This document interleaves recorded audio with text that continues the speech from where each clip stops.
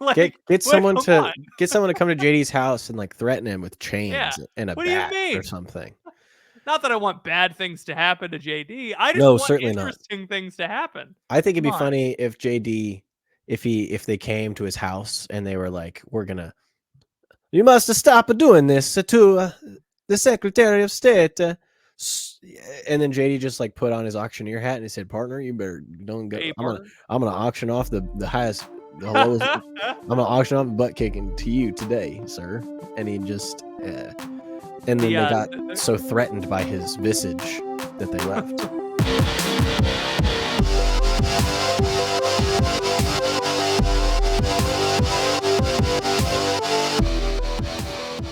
Welcome to The Crunch, the only podcast coming at you live from your wife's high school bedroom. My wife's high school bedroom. I am not in your wife's bedroom. Please. Neither am I. Please, guy from Blimey Cow, please don't get mad at me. It's your boy, Ethan. And I'm Patrick, and this is a little podcast that we like to call The Crunch. Ethan and I get together, talk about a topic of the Catholic faith, and make jokes. It's mostly about the jokes. We're not here to teach you about topics. That's for my Twitter account. And we think more people should have conversations like this, and we're glad you're here. Ethan, how's your week been going? How you doing? I turned 28 this week, which sucked. You're in your mid-late 20s. I've been in my late 20s since I turned 25. I don't think you should be allowed. There should not be such a thing as a mid. It's like once you're from 30 to 34, you're in your early 30s. From 35 to 39, you're in your late 30s. People say mid 30s or mid 20s. It's just cope. It's just pure cope. But I think it's cope in two different directions, though. Yeah. I think people say mid 20s to appear older. People say mid 30s to appear younger. That's true. Which is why I think we should eliminate the category completely, because I don't think anybody should be allowed to feel good about themselves. I disagree. I think we should go even further. I think when you're 20, you're 20. When you're 21, you're in your early 20s. When you're 22, you're in your mid-early 20s. 23, late early 20s. You want to break it down even 24, further. You're in your early mid-20s. 25, you're in your mid-20s. That sounds awful. And then I do the bit where I go all the way to 29 and when you're 30, you're dead. So that's nice. Might as well be dead. As if people in their 20s needed more reason to feel special about themselves. I know. It's not this freaking younger generation. They don't know the meaning of a hard day's work. What are you complaining about? The world is made for you. It's not made for me. In the world. Nothing is made for 28-year-olds with children. Nothing. Once you either hit 30 or have kids, all of a sudden marketing doesn't work on you anymore because no one is trying to market to you. No one cares about you anymore. No one cares. Now, if you're a woman, it's your whole life. They're trying to get you your whole life. Women are the primary decision maker for purchases in the home. It is true. That is correct. People don't realize 101. This. People don't realize this. I think people do realize this. I think people know that husbands go to work and wife go to grocery store. That's true. Yeah. I think people are avoiding that reality. People don't want to say that because, although it is funny because when you have like salesmen from like the Home Depot or the local solar company clone, they're always like, "Is your husband home?" And they should not say that because it actually doesn't matter if I'm home. If my wife wants to get solar, we're getting solar. It also is kind of like a scary question to ask a woman. Is your husband home? Yeah. No. Okay. I guess I'll kidnap you now. Yeah. Geez, that's a really. It's like not a great. It's not a great sales. Like when you're in sales, you want them to feel comfortable. It'd be like if I was showing up to a meeting and was like, "What? How fast do you think you could run faster than me?" Mm-hmm. I kind of like look at them. You can run back. Do you know your neighbors very well? Like, would they, would they notice if you were gone? Like if you screamed, like would your neighbors hear? When is the next time someone's like expecting you at an event? Do you think that if we wrestled, I could pin you to the ground? Yeah. How does your calf taste?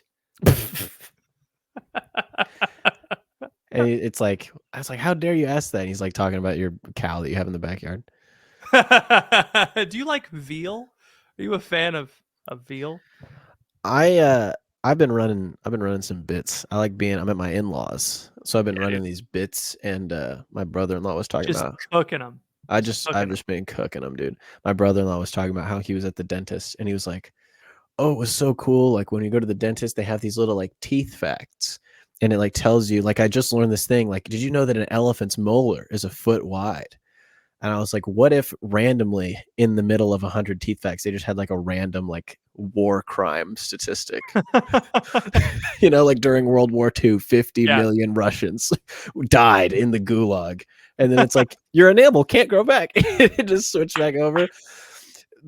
My brother-in-law and my sister-in-law laughed. Or they have like a horrifying tooth fact. Like a horrifying tooth fact would also be really funny. Like, did you know that when you dream of your teeth falling out of your mouth, they actually do fall out, and then there's little goblins that come and reassemble your teeth before you wake up? Dude, I have teeth falling out dreams all the time. I have some where I dream that my teeth like fall apart in my mouth, which is like you're like trying to chew on something, and it's like your teeth are collapsing, like breaking inside your mouth. That means that you're stressed out. That means you're stressed. No, I mean me? No. Yeah. What does it mean that I wake up sometimes and my jaw is sore? That means you grind. That means you clench your jaw in your sleep. Yes, I probably put a jaw guard in. Yeah. Yeah. No. Yeah, you should probably get that fixed. No, I'll be all right. It doesn't happen as much anymore, but for a while, like a year ago, it was like every day. It was awful, but I'm better now, and I'm happy to be because I'm 28, and I don't need the pleasures of this world anymore. I know. Yeah, I gave up on those. What's been going on with you? Before we get into our topics today, you got anything to report? You got anything new going on? I'm back on my BS. You know how once every year I get really into the idea of freelance writing? Yes. I'm back, baby. No. I already have to put up with you telling me about how big your Twitter is and how much you're growing, and look at how much people like me. It just constantly I'm happy. And now it's like, look how much. Are you going to write for America Mag again, or have we sufficiently burnt that bridge? We have sufficiently burnt that bridge. Really? I think I have made fun of the Jesuits enough, specifically the two biggest ones. I think I've made fun of Father What's His Name too much to be published in America Magazine again. Although it's too late, they can't unpublish me. Well, they can't. But they could. They could, but it's famously, also like they can. But I think I've made too many jokes implying that the priests who are incredibly pro-gay priests might be gay. That's I think I've made that implication on Twitter too many times for them to want to hire me again. So I burnt that bridge. Yeah, that's a tough line to walk. Not that there's anything wrong with that. You think there's something wrong with people being gay? You don't think gay people should exist? No, I think it's probably a bad idea for someone who is exclusively sexually attracted to men to go live in a place with men for 9 months and then go be in a profession that's mostly men. I think that might be a bad career decision. Yeah, it does. It is kind of like you're being set up for failure. It might be an imprudent. It would be like a guy who struggles with same-sex attraction being like, I'm gonna go be a bodybuilder. It's like, hey, maybe pick something else. And again, you could take my advice and be like, hey, Pat, actually, I don't really struggle with it like that. Great. Yeah. Awesome. It's different for everyone because it's a disordered desire. So it's not the same for everybody. It'd be like a guy who was like really trying hard to not, give into his heterosexual lustful desires. And he's like, I'm going to get a job as the guy that oils up the Victoria's Secret models. And it's probably like a bad career move. Yeah. That's probably the worst thing that you could do with your time and energy and hands and muscles. Mm-hmm. But Patrick, I actually think we need people. I actually think we need men who are not attracted to women to design clothing for women. We do. Because they don't care about the boob, you see. They'll cover that thing up. No, they just want to complement the body. Right. They're like, gross, a mammary gland. Don't give me no areolas. I don't want that. I want to cover that up. Great. Awesome. I'm super for that. But these like hetero designers are like, yeah, baby, let's show some skin. Let's show some calf. No, none of that. Anyway, so that's how I'm doing. That's good. We had for our topic today. Yeah. I went into our Discord, which if you're not a member of our Discord, it's bit.ly/crunch Discord. I went into our Discord, I went into our Patreon channel. Yes. And I said, hey, in honor of my birthday, in honor of me aging out of being young, now that I'm 28, everyone has to give me a question or a topic for the main pod. It's the monthly mailbag, Patrick. Yes, the monthly mailbag, the segment that we do every month. Every month. Mailman Teresa. Dude, Mailman that was Teresa. funny. What's Teresa up to, man? What's she doing, man? Is she all right? I think she's cooking pizza at a pizza kitchen, and she now is not doing that anymore because they aren't giving her health insurance. Does she still live in New York? No, she didn't live in New York. She was working at a parish, somewhere, and that's all I'm gonna say. Okay. And it ended the way that does. You know, everyone understands when someone's like, "Oh, I'm no longer working at that church." It's like, It's like, oh yeah, they kept adding responsibility and not increasing your pay commensurate to the more responsibility that they were giving you, and eventually you burnt out and decided to quit, much to the chagrin of your superiors and the other people in your office. Wow, crazy. That hasn't happened to every other single person that I've known working in a parish. That's wild. There's a systemic problem that it's not your fault. Yes, but it's someone else's fault. Anyway, yeah. So I think we just go through these. We like we're going through like a pasture, like we're grazing, and if we find a particularly meaty bit of grain, we stop and we enjoy it. And if it's not succulent, then we just move on. Yeah, we give it a rapid quick pass. Fire. This is fun. I think this is good. This is good. I mean, or yeah, another way. Yeah, we could also just wait and keep them, but. No, I'd rather just if we're snacking on one meaty bit for too long, that'll just be the podcast. That'll just be the podcast, and that's just kind of how it is anyway. If you want to submit a question or a topic for a future episode, I only ever listen to suggestions from people who are patrons. I don't really care what the rest of you think. So go to patreon.com. It didn't used to be that way, but now it just is because now it is. There's just too many of you. So patreon.com/thecrunch if there's something that you really want us to discuss. We'd love to hear from you. First one. What are some lesser known saints? This is from Anchor. What are some lesser known saints who don't get talked about enough? Blessed Gertrude. Who? Von Bingen. I don't know. You're making up stuff. No, it's the purgatory chick. I like her. I think she's cool. She sounds like an influencer on Instagram. Right? I'm the purgatory chick. She's the one. She was the one who I think she wrote like a prayer for purgatory, like a novena for purgatorial saints or for purgatorial souls.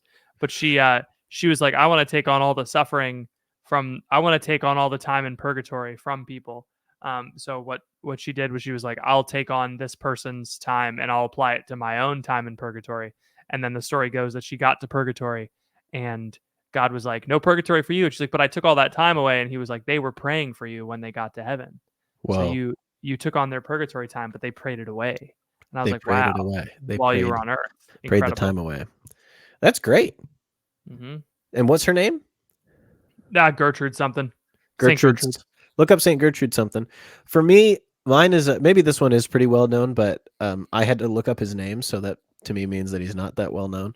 I know his story. His name is Saint Mark Ji Tianzhang. Oh, the crack guy. Yeah. Heroin. Oh, opium? I mean, I guess if you want to get freaking biological about it, yeah, it's opium. Was he shooting up in ancient China, or was he blowing? He was. Let me look. Control F. Needle. Heroin. Yeah, I don't think he was addicted. He was addicted to opium. I don't know exactly the method by which he was smoking that leaf. Strange. You know? Yeah. I don't know, but Saint Mark Ji Tianzhang was a Chinese layman who was addicted to opium and was addicted to the drug all the way up until the end of his life. And I think it's a particularly pertinent saint for today because there's a lot of people that are addicted to a lot of different things. And it just shows that you can still be extremely holy and still have an addiction actively. Like one of the things that people always say, like, oh, can I pray if I'm in mortal sin? You know, can I still have a relationship with God if I if I can't escape this addiction? And it's like, yes, obviously you can.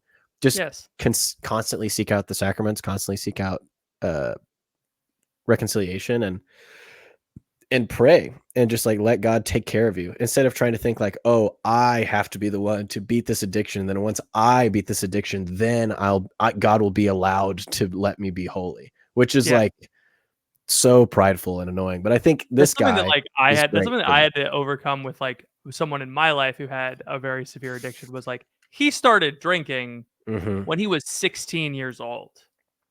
Imagine like the time of your life where you're dealing with difficulties and the time of your life where your brain is developing. Your brain, a developing brain, only knows how to cope through massive consumption of alcohol. Right.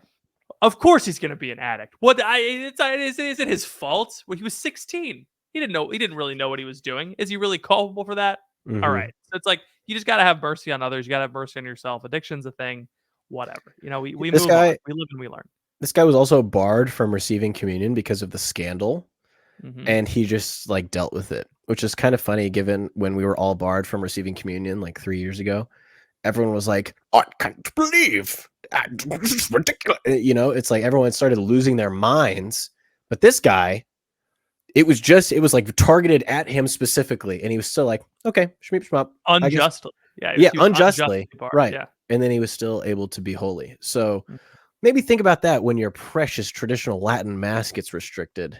Let's not do that. I feel bad for them. I do too. I totally. Yeah. I think it's absolutely the wrong move, but it hasn't happened yet. So it hasn't happened yet. I think it's just rumors. Sources say that Pope Francis is going to ban. Sources also say that the Pope freaking, used a bidet and it shot him up off the toilet by 2 feet. Like there's all kinds of things out there that you can find if you look hard enough. I don't believe it unless it's been reported in the Pillar. Yeah, that's your bar of journalistic. That's my bar. Yeah. I think and if it is reported in the Pillar that it happened, it's like I don't trust most journalists, but I trust Ed and JD. Yes. Because they're not journalists. They're just a couple of dads. Well, yeah, mostly because they're just kind of like lame old guys who are like, they're not like they're not looking for fame or glory. They're reporting on like the most boring things in the world, which is like financial scandal in the Vatican. Yeah. Bad. Which is like, it's funny to me that it's like the cover up by Big Parma.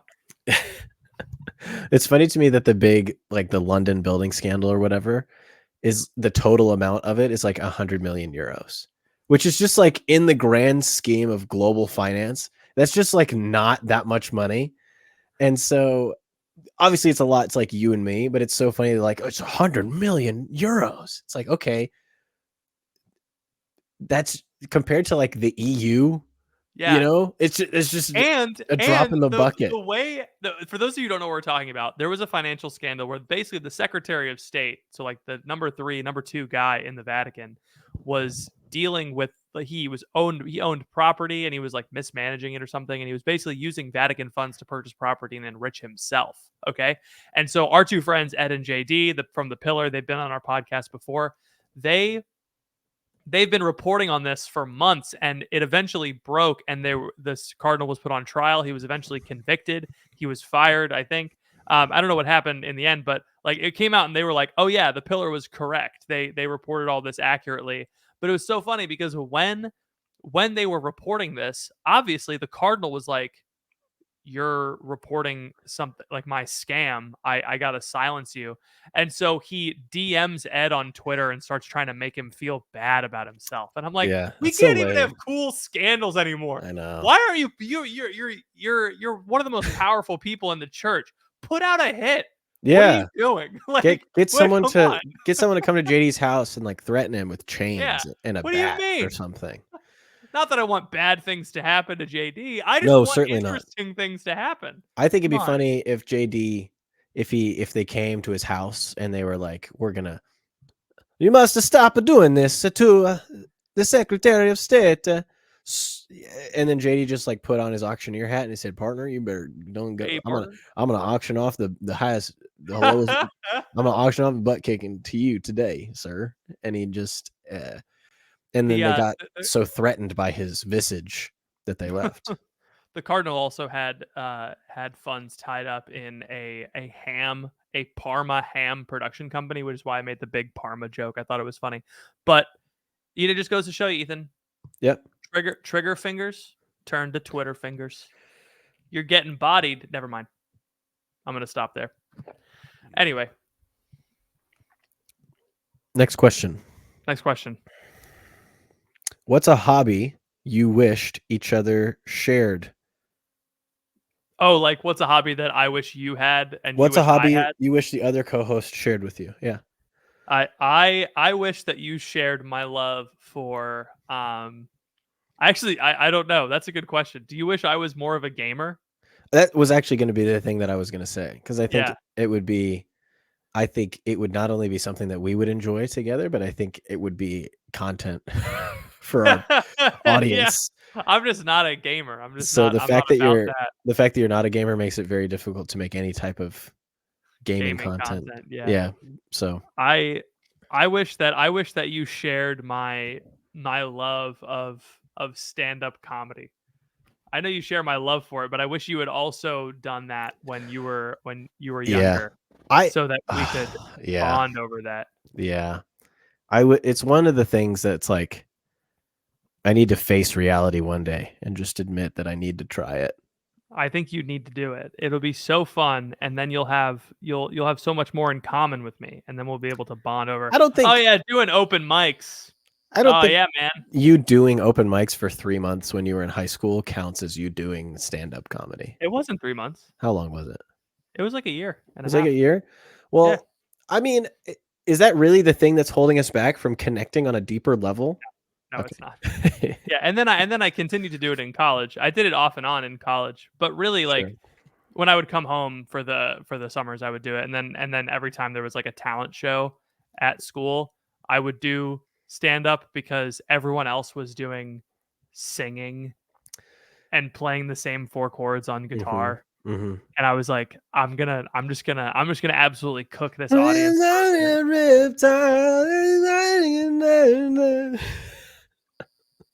Every you know what I'm gonna do? You know what I'm gonna do? What? I'm gonna sing "Can't Help Falling in Love with You" on the ukulele. Whoa! Why? That's how every girl with a ukulele sings. Stop scooping your notes. Sing like a human. Anyway. That's what people do when they're not confident that they can hold a pitch. So I would like I'm gonna slide up and down so that I get it somewhere. It's gonna be in one of those, you know. I'll make it a goal right now publicly. This today, Friday, June 21st, that I will do an open mic sometime before I turn 30. Okay, you got 2 years. I have a long time. So what's the comedy scene like in Arcadia, Oklahoma? It's pretty small. I think there's only, as far as I know, like one club that has open mics in OKC. And the hard thing is that like I'd have to go on a Wednesday night after Peter's in bed, drive all the way down there, put my name in, and there's no guarantee that you get picked to do the open mic. So otherwise I just would be sitting there watching other people. Really? Yeah. That's how most open mics work, is that like comics show up, they put their name in, and then if you get picked, then you get to go that night. And if not, then you just have to come back the next time. Oh yeah, we would have like, you would just sign up day. So you would they would just post it on Facebook. This might be how it works. I've seen this work in Pittsburgh too. They have a group, you post it on Facebook, and you just have to comment in, and whoever is in, they get picked. So you got to watch the Facebook page. Dang, maybe they have some type of online thing, but they did that so that people weren't, because that is a waste of time, and they don't want people to have to do that. Right. It's good for show rates, like once or twice, like everyone shows up once to get on stage, but yeah, over time it's not tough. Yeah, I got to write some jokes. It's easy, man. It's just like writing tweets, dude. It's like you've given talks before. It's the same thing. You got to like throw a joke, you know. Yeah, it just has to be funnier and unique. You just take, not necessarily. You just take all the Jesus stuff out, and dude, the skydiving bit that I do for my my retreat opener. I think I've done it at a conference that you and I were at, or a retreat that you and I were at. But it's like that is so funny, and it is easily a stand-up act. It's like the first 5 minutes of any talk is a tight 5 for an open mic. Easy. Yeah. You should spend 5 minutes cooking the audience. Yeah. I know I'm using it wrong, but I think it's funny that you use it. I would hate to. I just don't want to be unoriginal. I don't want to be. You got to get over all of that. I It's know. like you just got to be on stage. Yeah. You're gonna be bad your first time. That's true. It's just it's like podcasting or doing anything, but you have transferable skills. I This have a is lot not of. a comedy podcast. This is a comedy podcast. That's Not true. a stand-up comedy podcast. That's true. All right, we'll move on. Hey guys, Patrick is not allowed on this ad read. It is just me. We have a new partner, and they specifically requested that Patrick not be a part of the ad. We are partnering with Exodus 90. We are chatting with you about some new things that they've got going on here this summer. You've heard of us talk about Exodus 90 before. You're probably thinking of Lent and the cold showers and the exercising and the guys thinking that they're cooler than everybody else. But there's actually, and I'm not just saying this because they're paying you money, there's actually way more behind what Exodus 90 does. I mean, they have a whole app, they have a whole ecosystem, they have tons of things that are a companion to help you grow closer to God. So they try to walk with you, not just in the Exodus 90 program, but through their app and through their materials so that you can really become the man that you want to be. And especially in June, they're focusing on devotion to the Sacred Heart of Jesus. Obviously, as June is the month of the Sacred Heart, as you would know, because it is my birth month, and anybody who cares about me would know that those things are correlated. I've actually taken a look at some of these daily scriptures that they've got. They've got some reflections, they've got some prayers, all about the Sacred Heart of Jesus. And I've really, I mean, you guys have heard me talk about this on the podcast for years about how much I love the Sacred Heart and that devotion. And they've even got something new called the Exodus 90 Summer Book Club. So I wanted to invite you guys to join the new Exodus 90 Summer Book Club to read the book Chastity, Reconciliation of the Senses by Bishop Eric Varden. And it's a huge new book. I don't think anybody has ever heard of this before. I've never heard anyone talk about this. So this is a cool new book on the scene, talking about how chastity is not just a prohibition, but it is something that will be life-giving, something that will make your life more full and help you to flourish. So you want to go to exodus90.com/thecrunch. You can check out this new Exodus 90 Summer Book Club to read Chastity, Reconciliation of the Senses by Bishop Eric Varden. Exodus90.com/thecrunch. You get a 14-day free trial when you sign up with our link, exodus90.com/thecrunch. You can join the Summer Book Club. Who doesn't want a good Summer Book Club? Go to exodus90.com/thecrunch and check us out there. Thanks, guys. Talk to you later. Talk about how Catholics, gosh, why does it always, sometimes Discord, I just want to be where I said it and I don't want you to scroll to the bottom of the thing. Yeah, talk about how Catholics should approach taking vacations and how it's squared with the poverty of spirit we're admonished to hold by the Beatitudes. You can go on vacation and still be poor in spirit. Being poor in spirit has nothing to do with whether or not you go on vacation. In fact, sometimes going on vacation makes you poor. So, I mean, if it's wrong to go on vacations, then lock up John Paul II. Because that MFer was always skiing. He was in via. You know why that there was absolutely no reason to have World Youth Day in Denver. Let me just put it that way. Yeah. There was no reason. There was one guy. It's like, oh, where's Holy Father? Where should we have it? I don't know. And he's like covering up all of his like ski brochures. Like, I don't know where we should have it. We should go somewhere in the middle of the country, close to the mountains. That's a good idea. Yeah. I think it's fine to go on vacation because it's good, because it's like the liturgical calendar, right? There's fasting days and then there's feasting days. Like you need to work, but you also need to rest. And sometimes you need to rest in a place that's different from where you live.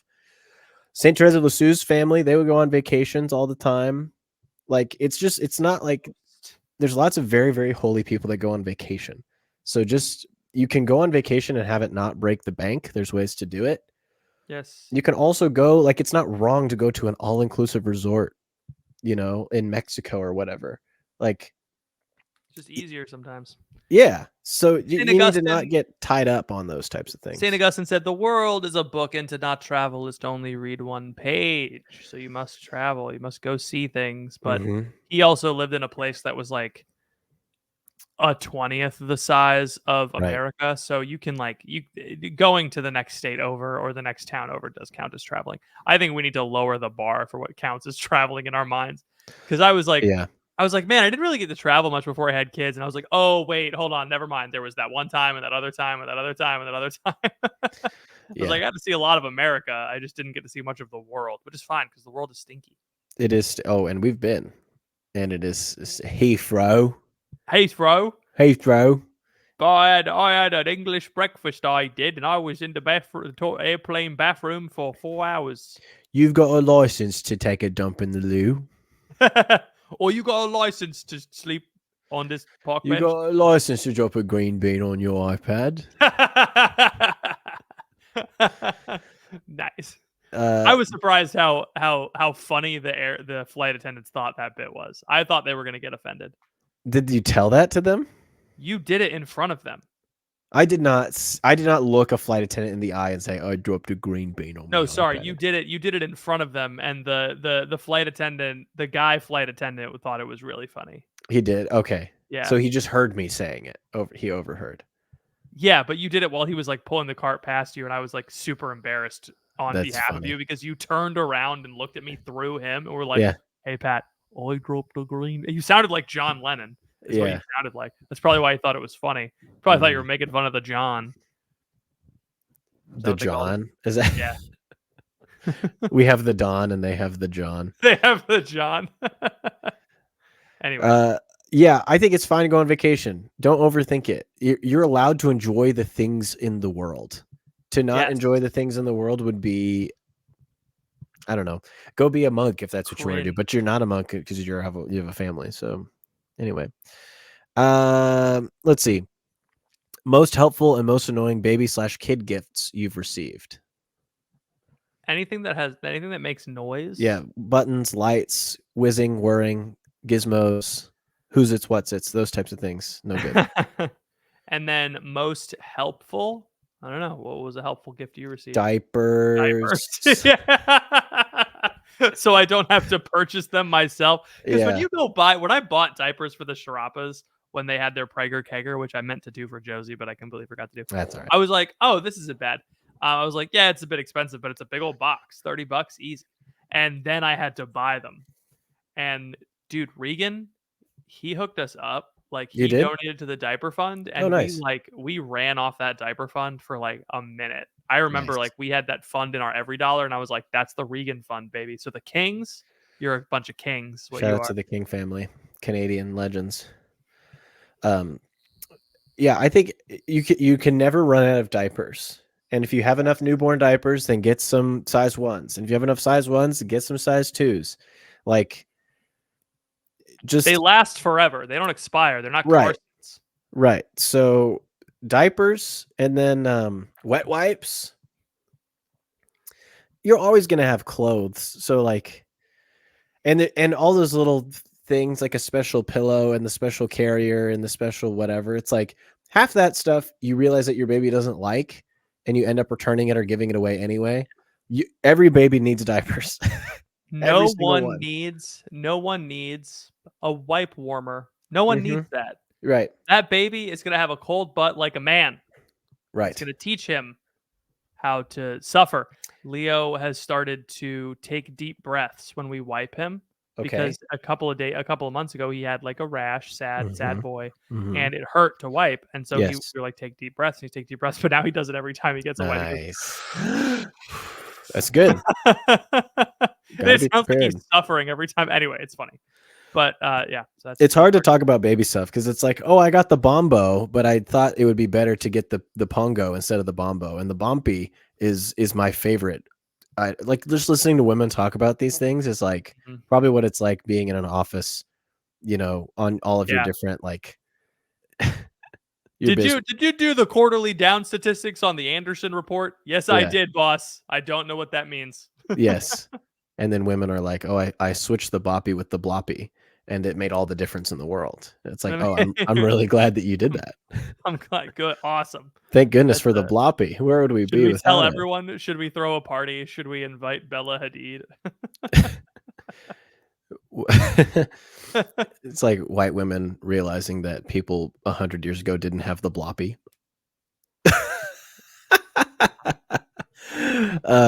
Anyway, that is what it's like having a conversation with my grandmother about how my grandmother started telling stories about giving birth. She was like, they gave me some ether. I knocked out. I woke up. I had a baby in my hand. That's like, crazy. That is insane. Maybe they should do that now. What are they doing? It's like, ether?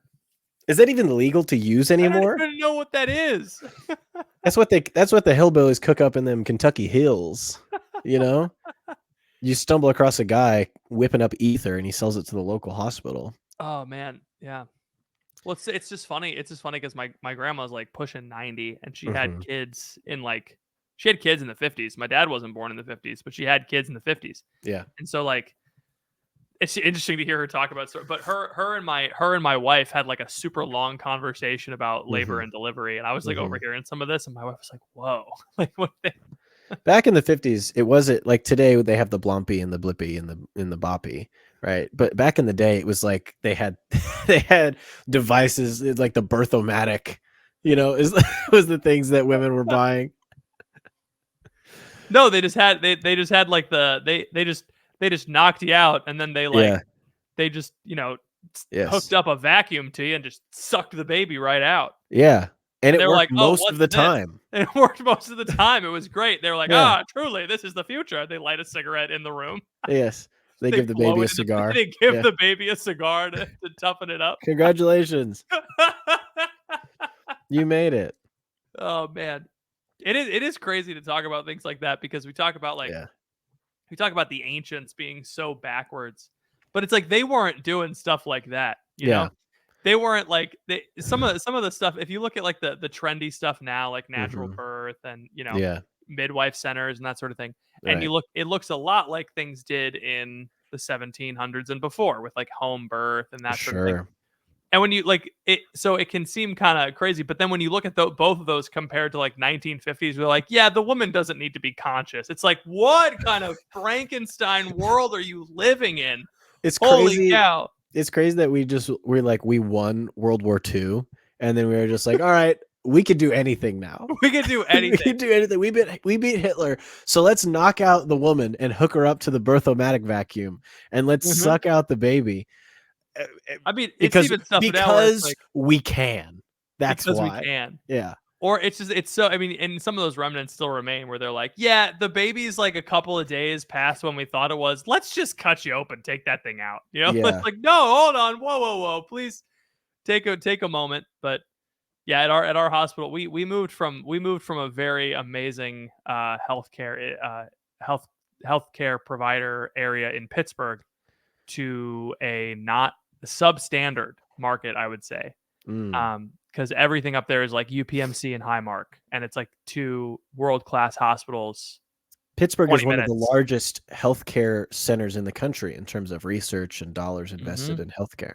Yeah, it's got. I learned that during Pittsburgh News back in the day. Oh yeah, it's got a breakthrough children's hospital, breakthrough women's hospital, amazing medical center, and now we're out here in Melbourne, which is only just recently not the Sticks.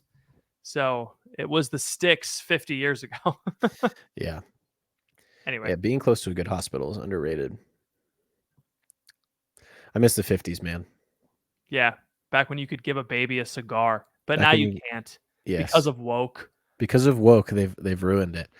Ben Eastman submitted a clip that we did not watch, but we'll maybe talk about it later. It's about streamers talking about how they are emotionally stunted because they've been streamers their whole life, which obviously. Fair enough. Just have kids. That'll fix it. Yeah. Just have kids. That'll fix it.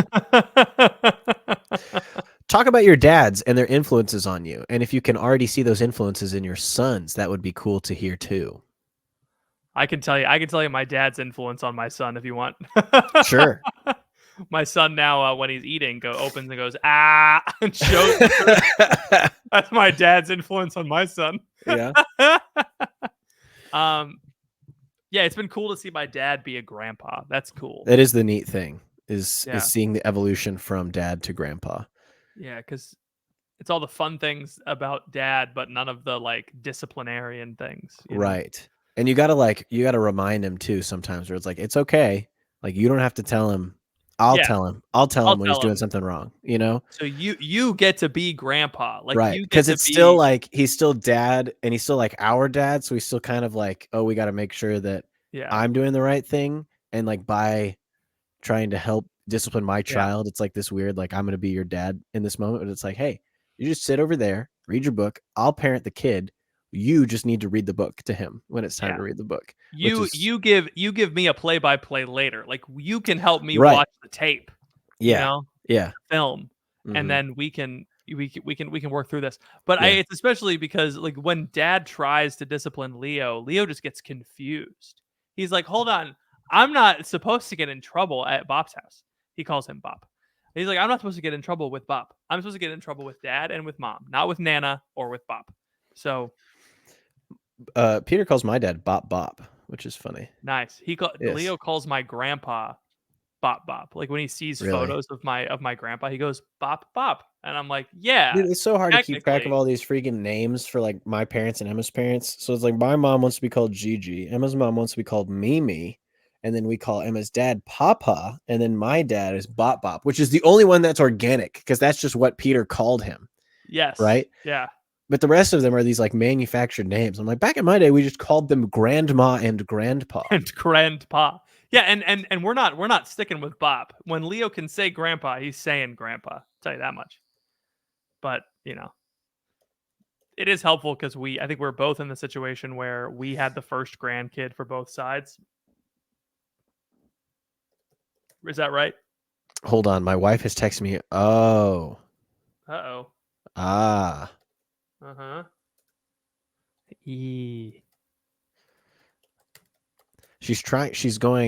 So I'm at my in-laws and they went garage sailing. And she's texting me about a golf bag that she saw because my golf bag is, I don't know if it's too small. I'm doing the podcast. I trust you. Yes. You gotta wait 20 minutes. I trust you. You can handle it. Yep. Anyway, let's see here. Next question. I know y'all both don't like cars, but what is your favorite car you've ever owned and why? And what is your dream car you could own if money weren't an issue? That's easy for you. Toyota Land Cruiser. Toyota Land Cruiser, 80 series. Jeep Wrangler. Yeah. You don't want a Jeep Wrangler. Yes, I do. You want a Jeep Wrangler? Money's not an issue. So I'm gonna so you can pay for all of the repairs when everything breaks. Yeah. I've never known someone that owns a Jeep that's like, oh yeah, it just runs great, and I never have to take it in to the mechanic. It's not about, if money's not an issue. Listen, I'm just playing by the rules. If money's not an issue, I can take it in whenever I want. That's fine. True. That's if it breaks, which is not guaranteed. It is pretty much guaranteed. You want me to get a well-engineered car, like a boring Toyota or a BMW? Toyota Land Cruisers are some of the coolest vehicles out there. I will tell you this. I do want that kind of sports utility vehicle. I want like a late 90s, like a 1997, 1996, 80 series Toyota Land Cruiser. Or the other version of it is the Lexus. It's the LX 450. It's like the same car. It's just sold under the Lexus brand. So it's like a little bit nicer. It's got the luxury thing. So I would also take one of those because they got the cool ones. It's white. And then they have the gold accents, like the gold Lexus logo and like the gold plate. I think the white with the gold is a very cool look. And I would love to have like a 1999, in like 96 to 99 LX 450 or a Toyota Land Cruiser 80 series. That's my dream. I do think I would enjoy having like an older 1980s Ford F-150. Oh yeah. They look really good. They do look good. They look classy. I don't want like an expensive car because I care too much about my status. Yeah. I was listening to that. Have you heard that? I forget what podcast it was, but I think it was Russell Brunson talking to his wife. How she was like, I don't really care about status. Like, I don't want like a Lamborghini. And he pushed a little more, and he was like, the reason she doesn't want a Lamborghini and she likes her minivan is because it shows that she's a good mom to her mom friend. So it is about status. But the car you drive is about status. It's just what status do you want to portray? And I want to portray that I'm like a working man, but like a well off working man who works the land with his hands. Okay. All right. A Ford F-150 is what I want. I don't think you've ever picked up a shovel, and I'm going to say that right now with confidence. I did the other day at the beach with my son. Okay, a beach shovel does not count. Oh boy! Oh, it was a real shovel. We shoveled. We made big. You brought like a garden spade to the beach. No. Okay. No. I think if I couldn't have the Land Cruiser, I would get an 80s Toyota Hilux, which is like it's the car that the Iranians used to wage war in the Middle East. Dudes will just get together and name cars. Yes. You know, they're great. They're great vehicles, but they don't sell them in America anymore. That's the problem with Toyota, is that all the cool vehicles they sell in other places. To the Saudis. They don't sell them here. Yeah. So I want a 1990s Ford Bronco, white. Fast. My favorite car I've ever owned is my 2005 Honda Pilot. Easy. Let's see. We have a few more minutes here. Oh, yeah. What are the best and worst portrayals of Catholicism in movies? Not like EWTN saint movies, popular movies that have a Catholic element. Could even do a tier list. That would be interesting. Daredevil. The show? S tier. Yeah, S tier. Why? Because he fights and he does action. Yes, and then he goes to confession. He's like, "Bless me, Father, for I've sinned. I am blind and I hit a guy." I honestly think that if you're blind and you hit a guy and you like fight and you win, it's not your fault. He was in the way. Yeah, he was in the way. If you get just like the guy that got hit, bless me, Father, for I've sinned. I got hit by a blind guy. Hey, the cool thing about Daredevil is like, you know, all you got to do to defeat him is don't be in a hallway. It's really easy to beat him if you're not in a hallway. If you're in a hallway, you're screwed, man. Yeah. If you see him in a hallway, just surrender. Show. Yeah. Daredevil's probably a good choice. I haven't seen it. I think A Hidden Life is up there. Okay. Probably S tier for me. Have you seen A Hidden Life? Nope. Man, you gotta watch that. Young Pope, S tier. No. Have you seen Young Pope? No, I have not. Yeah, I would. It's F tier. No, it's not F tier. It's probably C tier in terms of like you get to see. I mean, we're talking about portrayal of Catholicism in movies. So what does that mean? It's definitely not pro Catholicism. It's not, but it also kind of is. Like, it's one of those lefty Hollywood things where like we're actually making fun of you, but it's like, oh yeah, you made us look really cool. Right. The whole point of that show is that the Pope comes in and he's super trad and super based, which is why people always post those pictures of him. But the reason that is that way is because he has like issues with his parents, you know. And then once he learns that he can be a person without his parents weighing down on him and being a shadow over him, then he starts to like ease up on some of the more traditional things. So it's kind of their whole thing is like the only reason that someone would ever believe that these things are true is because they have some type of wound. Daddy issue. Yeah, they have daddy issues. But it's good because it shows like that I meet that are public with their daddy issues are like super left. Right. True. It's good because it shows like the Vatican Gardens and the Sistine Chapel. Like, it shows the beauty of Catholicism, but like the Pope in that show forces one of the priests that work in the Vatican to like divulge the sins of others' confessions to him so that he can know what's going on in the Vatican. You know what I mean? Oh, and like know awesome. Different people's sins so that he can have leverage on them and those types of things.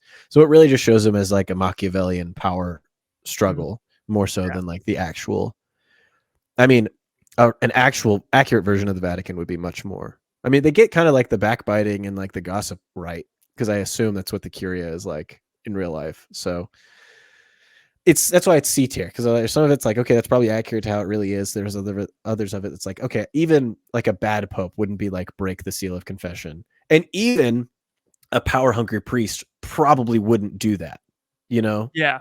Like, I feel like there's some lines that even like power hungry priests wouldn't cross, you know? Yeah. I would hope the seal of confession is one of them. Yeah, simply because it's like you don't even need to. I would imagine that people are also a little more, let's say, shrewd when it comes to who they confess their sins to.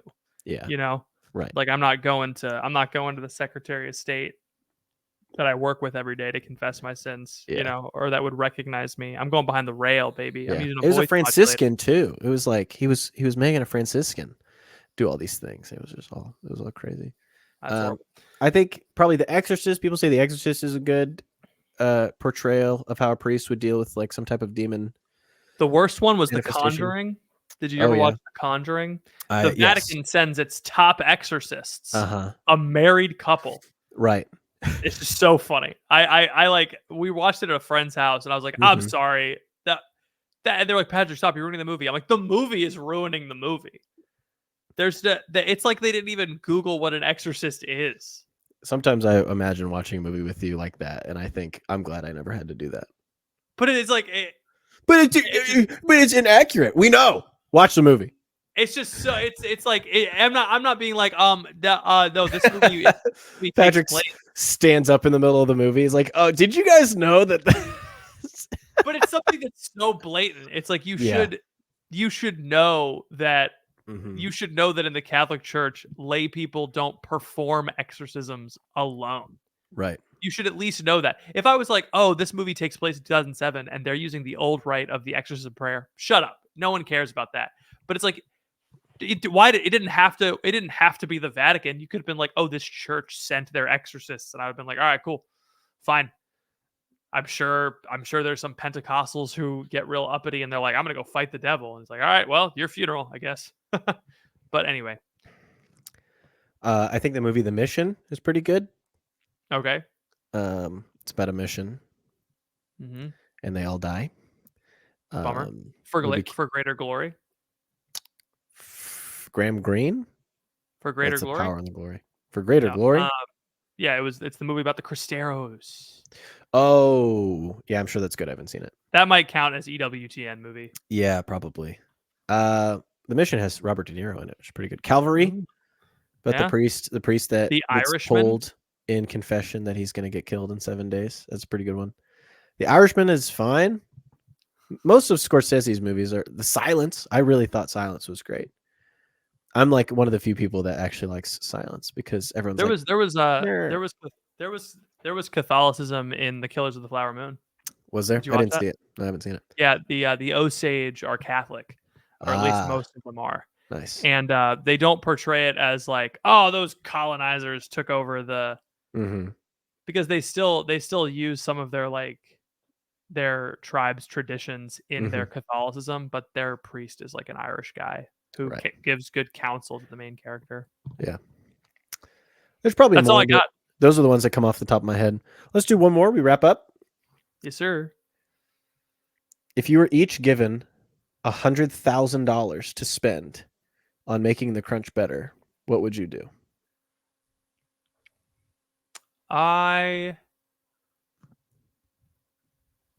would start with, first off, I would take half of that money and I would keep it, and then I would take half that money and I'd give it to Ethan, and then we would just keep doing the same thing. No, I'm just kidding. I'm assuming. Oh wait, we're each given $100,000. We're each given $100K.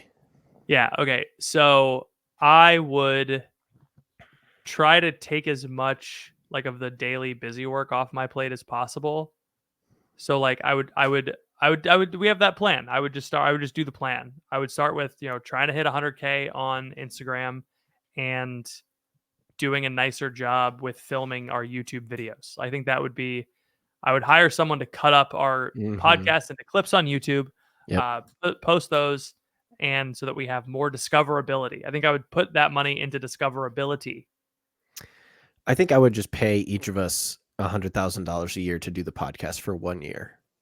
And then we'd be like, this was a good ride. And then see what we could do in that year. That's true. We would just go full time on the podcast if we each had $100,000. And then if we fail, it's like, all right, at least we got to spend a year doing the podcast full time. And we get to go back to. And we just go back and we just get a different job. It'd be fun. Yeah. That's what I would want to do. I would say, Patrick, cancel it all. Call all of your appointments. We're done. And we just do that for a year. Yeah. And then we could do all those things, but we'd have to do them ourselves, So Yeah, it'd be fun. I'd be down. Fun. Yeah. Sweet. There you go. We saw I don't know if that's more. the answer you were looking for. If you have $200,000, just it's patreon.com/thecrunch. Stay tuned. This Wednesday is the bonus, or not the bonus. It's the dating corner where I will record by myself because Patrick is too busy with all of his sales. No, you were too busy with all of your birthday party. Yes, sorry that my family wanted to celebrate me last night. I'm just saying that's why we're doing it. They got me a nice chessboard for my birthday. I'm not saying it's a bad thing. I'm happy for you. They got me a nice chessboard. I'm really excited. I'm going to take it home, put it in my study. So you can study the game. I will study the game. I'm always studying the game. So this week it'll be dating corner with me alone, and Patrick will not be invited ever again. Thank you to Exodus 90 for sponsoring this podcast. Go to exodus90.com/thecrunch. Check out all the good stuff that they've got going on this month in June for the Sacred Heart of Jesus. You're going to want to see all of that. Exodus90.com/thecrunch. Thank you for being a sponsor of this show. Patrick, do you have anything else for the people? How does your calf taste?